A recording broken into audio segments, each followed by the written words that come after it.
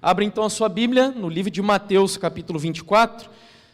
Agora nós vamos falar sobre a proclamação. Estamos aqui estudando um pouco sobre os últimos dias, já vimos sobre a importância do estudo. Há pouco o Fernando falou sobre a necessidade do preparo, e agora falaremos sobre a proclamação, Mateus 24, versos 45 e 46. Quem é, pois, o servo fiel e prudente, a quem o Senhor deixou encarregado dos demais servos, para lhes dar o sustento a seu tempo? Bem-aventurado aquele servo a quem o seu Senhor, quando vier, achar fazendo assim. A palavra servo no texto aqui de Mateus 24 significa literalmente escravo. E de acordo com os comentaristas do Evangelho de Mateus, na época de Jesus havia algumas famílias abastadas, ricas, que tinham um grupo de escravos.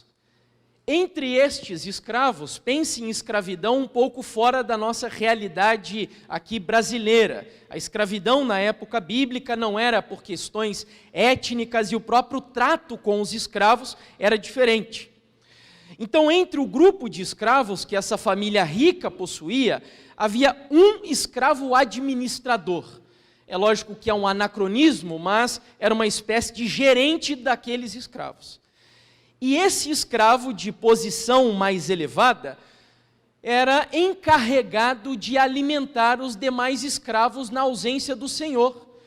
Então, quando o chefe dessa família viajava, ele deixava esse escravo administrador responsabilizado da alimentação dos demais escravos, de tal maneira que era obrigação dele alimentar devidamente os escravos do grupo, porque, óbvio, mal alimentados teriam debilidade ao trabalharem. Jesus, quando usa esta situação daquela época, a intenção dele é dizer que da mesma forma é meu dever, é seu dever, como servos de Deus, como escravos do Senhor Jesus Cristo, em sua ausência, desde que ele subiu aos céus, é nosso dever alimentar corretamente as pessoas que vivem nessa geração. Dar o almoço no horário do almoço, o café da manhã, o desjejum no horário do café da manhã. Você já deve ter ouvido aquele provérbio que nós usamos, que o desjejum nós devemos fazer como reis, o almoço como príncipes, e à noite comer como mendigos. Ou seja, Jesus está dizendo, alimente corretamente o rebanho, as pessoas vivendo em determinadas épocas da história na sua ausência. O curioso é que Jesus não pediu para nós fazermos aquilo que Ele mesmo não tenha dado exemplo antes. Diz a Bíblia que num dia de sábado, isso está no livro de Lucas, capítulo 4, o Senhor Jesus foi convidado para ministrar a palavra na sinagoga. Ele abriu a Bíblia, lógico que não era como a nossa, mas ele pega um rolo do livro de Isaías. E ele começa a dizer, o Espírito do Senhor me ungiu para pregoar, e você conhece bem a passagem. E quando ele estava falando e lendo o texto, a sinagoga toda dava glórias, aleluias e amém, quando de repente Jesus pega e diz, hoje se cumpriu essa profecia no meio de vós. Ou seja, Jesus estava pegando uma mensagem antiga, uma mensagem entre aspas velha, mas dando um significado presente e atual para o contexto da igreja naquela época. Alimentando o rebanho com uma mensagem que fosse efetiva, que transformasse, que tivesse um significado na vida daquelas pessoas. É isso que Jesus está dizendo aqui. O curioso é que Ellen White, quando interpreta o texto que lemos de Mateus 24, ela vai justamente no mesmo ponto que nós acabamos de tocar. Você sabe que na Bíblia o alimento, o pão, é símbolo do quê? Lembra Jesus falando com Satanás? Não só de pão viverá o homem, mas de toda palavra que sai da boca de Deus. Então na Bíblia o alimento é símbolo da palavra, o pão da vida, a mensagem do Senhor, de tal maneira que quando Jesus diz, olha, alimente devidamente os meus servos na minha ausência, o que ele quer dizer é, existe uma mensagem para cada época da história, e é seu dever, vivendo no século 21, pregar aquilo que as pessoas precisam ouvir nessa época. E aí Ellen White, falando sobre o texto, diz: estes são, ou seja, os escravos que Jesus usa para representar, estes escravos são os sábios e fiéis servos que dão o sustento a seu tempo à casa do Senhor. Estão declarando a verdade especialmente aplicável a este tempo. Como Enoque, Noé, Abraão e Moisés, cada um declarou a verdade para seu tempo, assim ande os servos de Cristo agora dar a especial advertência para a sua geração. Amém? A verdade é que esse texto aqui me faz tremer, inclusive. Cada fibra do meu ser vibra quando eu leio essa passagem, só de imaginar que nas mãos do Elcio, nas mãos da Jádia, nas mãos do Ságio, nas mãos da Simone, nas suas mãos foi entregue o bastão que um dia esteve nas mãos de Enoque, de Noé, de Abraão e de Moisés. E assim como cada um deles alimentou devidamente as pessoas na sua época, Deus espera que você dê a mensagem correta no século 21. Há muitas citações de Ellen White, onde ela fala sobre um conceito que nós, adventistas, chamamos de verdade presente, que é justamente o conceito que Jesus apresenta aqui em Mateus 24. Ou seja, alimentar as pessoas de maneira correta é dar a elas a verdade presente. O que é a verdade presente? É a verdade mais importante para o tempo que nós estamos vivendo. A nossa lição da escola sabatina diz que Deuteronômio é um livro que contém também a verdade presente. E eu não separei muitos textos dela, apenas esse daqui, que inclusive é o texto que me motiva a exercer o ministério que tenho. O texto diz: diligentemente, desinteressadamente, devemos proclamar a última mensagem de misericórdia nas cidades, nos caminhos e valados. Olha aqui para mim, preste atenção. Ela diz que a mensagem que você, adventista do sétimo dia, deve apresentar ao mundo é a última mensagem de misericórdia. Sabe o que isso significa? Que nós estamos vivendo hoje. Presta muita atenção. Jesus está em qual compartimento do santuário celestial? Qual? O Santíssimo, que é o terceiro e último compartimento, certo?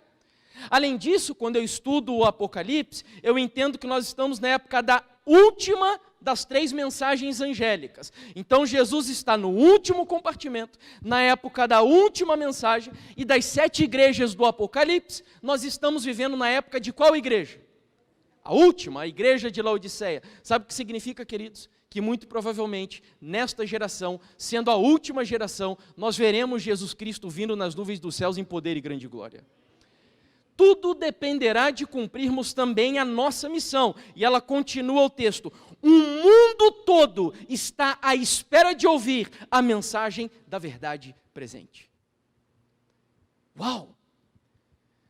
Não, as pessoas não estão esperando para ouvir mensagens psicoterapêuticas apenas, as pessoas não estão esperando para ouvir mensagens de cura, batalha espiritual, prosperidade, não. Diz a serva do Senhor que o mundo está esperando para ouvir a mensagem da verdade presente. Você consegue imaginar o que é isso? Olhe para a sua vizinhança, olhe para o seu vizinho do lado, olhe para a sua rua, e quando você olhar no rosto daquelas pessoas, saiba que ali está um coração ansiando pela verdade presente. Desejando essa mensagem que Deus entregou a você, adventista do sétimo dia, para ser proclamada nesta geração. Sabe o que acontece?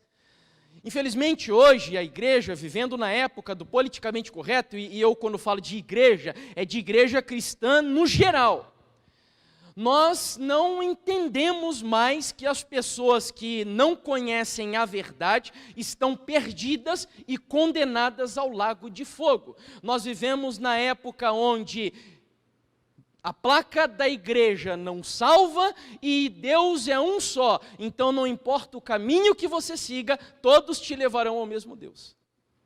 Então nós perdemos o sentido bíblico e o dever, até eu diria, de que nós devemos correr atrás dessas pessoas que estão desejando a verdade presente e que sem esta verdade essas pessoas estão perdidas. E eu não sei você, mas quando eu penso que Jesus está voltando, eu olho para o meu papai, a minha mamãe, o meu irmão, eu temo, queridos, porque eles ainda não conhecem essa mensagem libertadora e sublime que eu conheço. De tal maneira que provavelmente se Cristo viesse hoje, dos vizinhos que eu falei para você olhar na sua rua, dos seus colegas de faculdade e de sala de aula, talvez a maioria deles, se Jesus voltasse hoje, você teria a tristeza e o lamento de vê-los sendo lançados no lago de fogo. No livro de Romanos, o apóstolo Paulo, falando sobre aquilo que impulsionou o trabalho da igreja em todas as épocas, porque a igreja apostólica cresceu de maneira avassaladora. Diz a Bíblia que o mundo foi transtornado pela igreja apostólica. Na Europa, na época da Reforma Protestante, da mesma maneira, o mundo foi chacoalhado. Príncipes se converteram, reis se converteram. Aqui hoje nós temos o desgosto de ver lideranças, governadores, deputados, usando o nome de Jesus para se promoverem, mas na verdade promovendo vergonha para o Evangelho. Então a gente vive no meio desta situação, e aí o apóstolo Paulo diz aqui no livro de Romanos, por quê? Todo aquele que invocar o nome do Senhor será salvo. Mas tem um problema. Ellen White disse que as pessoas desejam, estão esperando ouvir a verdade presente. Ou seja, eles querem invocar o nome do Senhor. Só que Paulo faz uma pergunta, como porém invocarão aquele em quem não creram? Eles precisam crer, mas aí o texto segue, e como crerão naquele de quem nada ouviram? E como ouvirão se não há quem? Quem pregue, quem proclame, quem anuncie, quem trombeteie em Sião a mensagem de Deus. E ele conclui, e como pregarão se não forem enviados? Como está escrito, quão formosos são os pés dos que anunciam coisas boas. Quero mostrar para vocês como esse espírito de entender que pessoas sem Cristo e sem a verdade estão perdidas, foi o motor de grandes homens e mulheres de Deus ao longo da história. Por exemplo, Hudson Taylor, grande missionário na China, disse, eu jamais pensaria em ir para a China se não cresse que os chineses estão perdidos e necessitados de Cristo. Essa é a verdade. O nosso mundo hoje está caótico porque pessoas estão perdidas, estão condenadas ao lago de fogo, sem Cristo, destituídas do Evangelho, destituídas da verdade presente. Anseiam isso, estão buscando soluções para a sua vida, embora o desejo delas seja o desejado de todas as nações, que é Jesus, elas pensam que a maneira de satisfazer o desejo é em relacionamento, é em dinheiro, é em sexo, é em cocaína, é em droga, é em bebida. As pessoas têm um desejo profundo no coração pela verdade presente, mas elas não sabem disso. Nós temos essa verdade e essas pessoas estão satisfazendo esse desejo em coisas efêmeras e passageiras.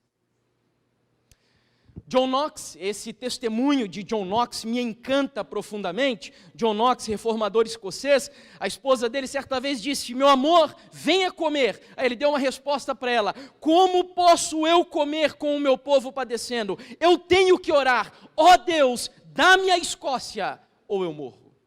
Eu acho isso fenomenal. Quantas vezes nós já oramos assim, Senhor, dê esse bairro aqui na minha mão, Senhor.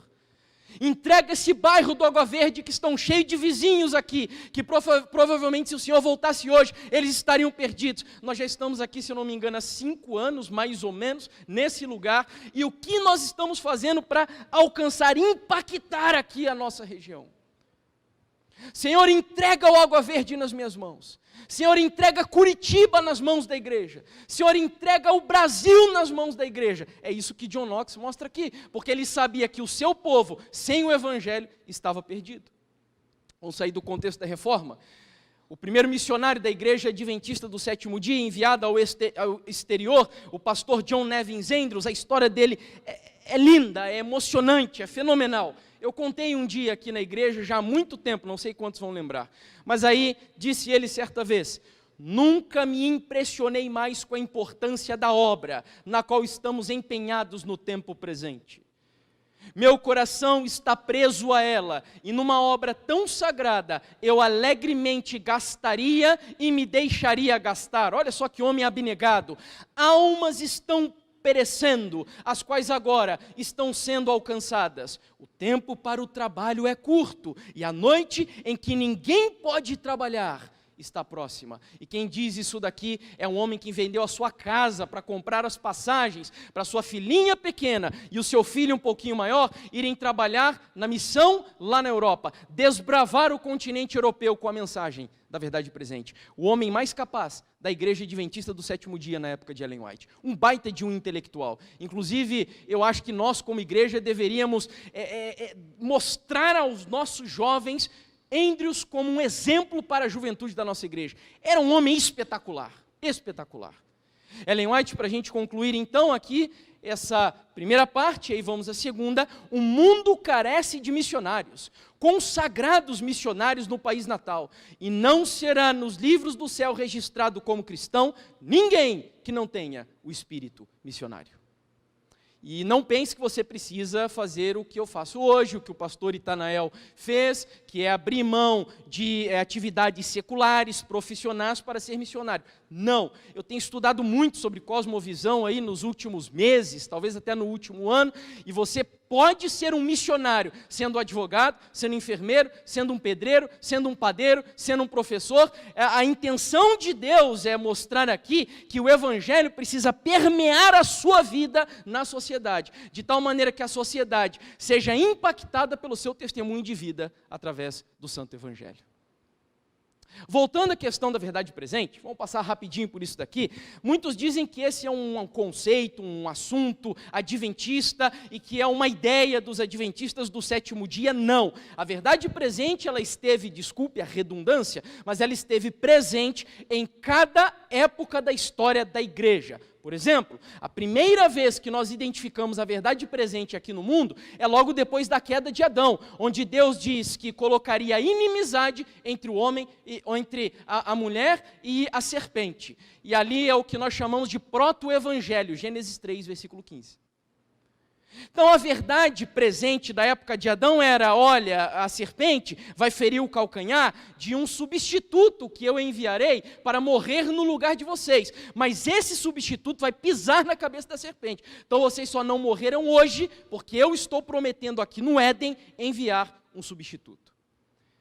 Mas passaram-se 1656 anos depois da queda de Adão e Eva, e aí o mundo já era outro. O mundo já estava corrompido, o ser humano era mau, era corrupto, estava possuído por demônios. E aí Deus levanta um homem chamado Noé e diz a ele: Noé, eu tenho uma mensagem para você pregar nessa época, durante 120 anos. Que mensagem era essa? Que o mundo seria destruído por águas de dilúvio. Era a verdade presente, na época de Noé. Não hoje mais. Hoje o mundo vai ser destruído pelas águas do dilúvio, irmãos? Não. Diz a Bíblia que o mundo hoje será destruído, Fernando leu esse texto, pelo quê? Pelo fogo. Mas a verdade presente que Noé deveria pregar, Noé deveria falar sobre família, sobre saúde, sobre sexualidade, mas a verdade mais importante de Noé, que era o fundamento da sua pregação, era que o mundo seria alvo do juízo e da ira de Deus. Mas não só isso. E a única maneira das pessoas serem salvas, que era o elemento da graça na mensagem de Noé, era entrando dentro do quê? Da arca. E aí passamos um tempo e chegamos na época de Abraão. E agora a verdade presente na época de Abraão, quem me ajuda? Quem se arriscaria a dizer? Deus repetiu isso várias vezes para Abraão. Logo no começo do chamado dele, depois Deus chamou Abraão para fora da tenda e mostrou as estrelas do céu. E a verdade presente para a época de Abraão era que Deus faria de Abraão uma grande o quê? Nação. Era a verdade presente para a época dele.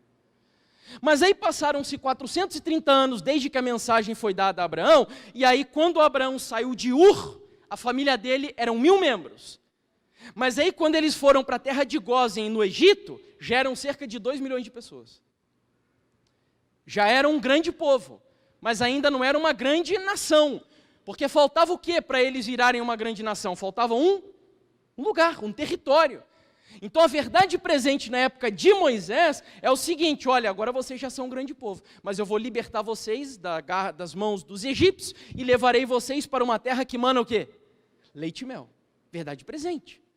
Você percebe como em cada época Deus tem uma mensagem especial, e que os homens e mulheres que se levantaram para pregar essa mensagem, não pregaram porque foram privilegiados, mas porque aceitaram o desafio de Deus para a sua época. Seguimos ainda na época de Jeremias e Esdras. Eu acho muito interessante aqui, porque com Jeremias e Esdras nós conseguimos ver como a verdade presente é específica para cada época.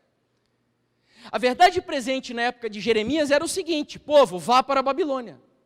Não adianta vocês resistirem aos babilônicos, não se unam com os egípcios, não façam aliança com o povo de Israel, não, se entreguem para Nabucodonosor, porque ele é o meu servo e eu vou usá-lo para repreender vocês. Ou seja, vá para a Babilônia. Mas aí passaram-se 70 anos depois, chegamos na época de Esdras, e a mensagem era diametralmente oposta à mensagem de Jeremias. Enquanto Jeremias dizia, vá para a Babilônia, Esdras dizia o quê? Sai da Babilônia. Volte para Jerusalém. João Batista, mensagem de arrependimento. Lutero, lembra qual foi a mensagem mais importante na época de Lutero? Você lembra o contexto que Lutero vivia? A época das indulgências, a época da salvação pelas obras, a época das relíquias. Lutero, inclusive, era muito sarcástico, né? E certa vez disse ele que haviam tantas cruzes espalhadas, ou melhor, tantos pedaços da madeira da cruz de Jesus espalhados pela Europa, que se todos os pedaços fossem reunidos, dava para construir de novo a Arca de Noé. Porque a igreja ensinava ao povo que as relíquias, os objetos, leite do seio de Maria, pena do anjo Gabriel e etc., que quando o pecador olhava para aquilo, as almas no purgatório eram perdoadas, eram libertadas, diminuía o tempo de sofrimento que eles enfrentavam ali. E aí vem Lutero com um bálsamo para aquela geração. Era um bálsamo. Imagine você no meio do deserto, caindo e sedento, e de repente vem alguém e lhe oferece água. A água que Deus ofereceu para aquela geração, através de Lutero, era que o justo viverá pela fé.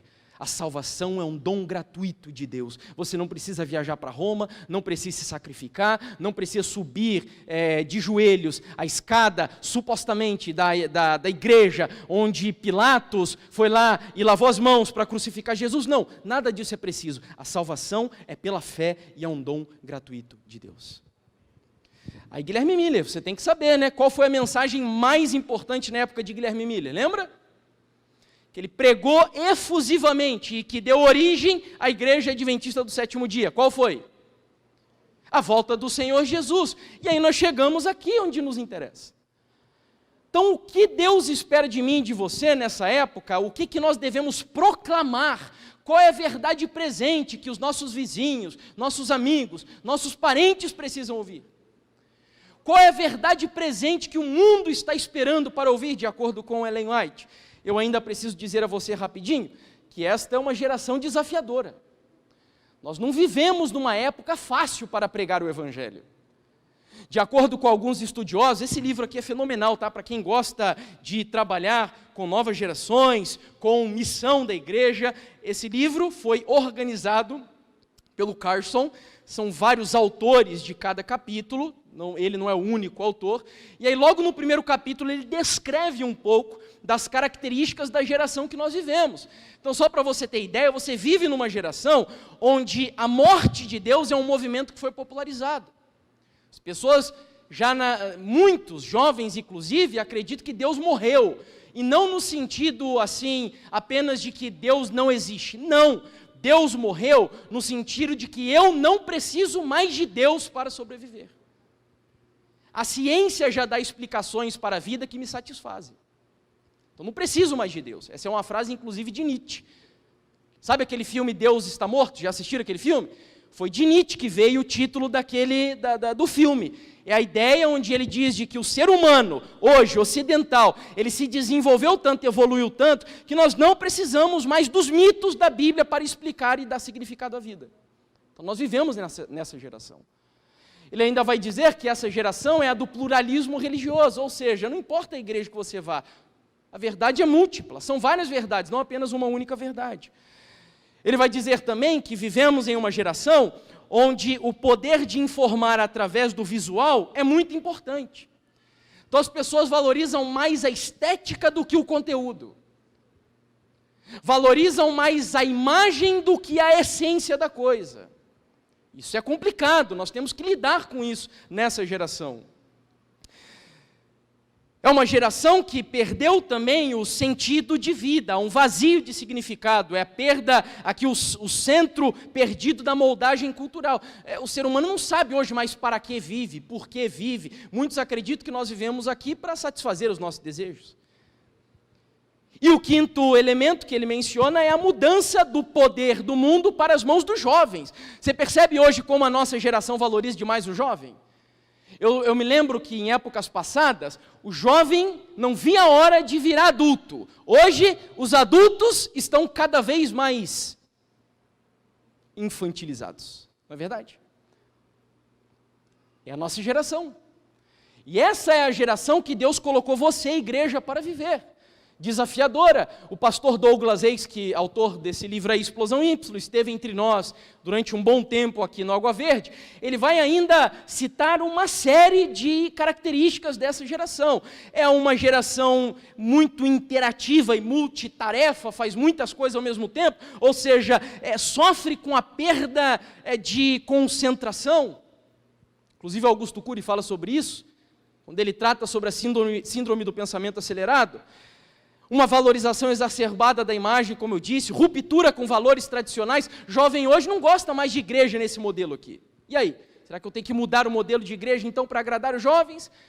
Será que, então, os jovens hoje, porque eles não gostam mais de respeitar hierarquia, obedecer regras e leis, devemos modificar o que é ser e fazer igreja? Uma geração conflitante com objetivos de organizações mais tradicionais?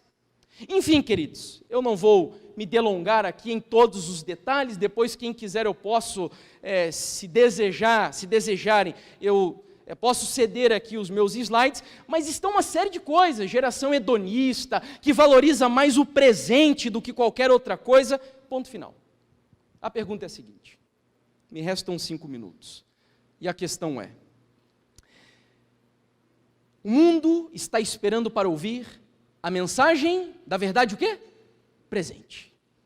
E Jesus disse que nós devemos alimentar o rebanho com o pão para esta época. A pergunta é, quem define a mensagem que o mundo precisa ouvir nessa geração? Será que quem define a mensagem, quem determina o que é a verdade presente é a cultura?